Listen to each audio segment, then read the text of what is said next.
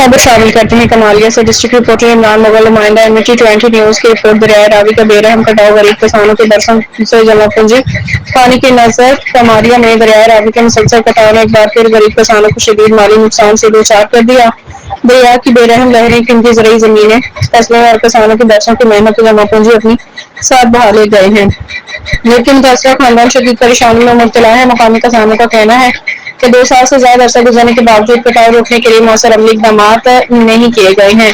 ان کا الزام ہے کہ متعلقہ افسران موقع پر آ کر صرف فوٹو سیشن تک محدود رہتے ہیں، مگر مستقل اور مؤثر حفاظتی انتظامات فعال نہیں کیے جا سکے ہیں۔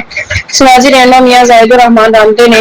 حکومت پنجاب سے مطالبہ کیا کہ دریائے راوی کا کٹاؤ کو روکنے کے لیے فوری مؤثر اقدامات کیے جائیں، متاثرہ کسانوں کو مناسب معاوضہ دیا جائے اور ان کی فوری دسترسی کو یقینی بنایا جائے۔ انہوں نے وزیر اعلیٰ پنجاب مریم نواز سے اپیل کی ہے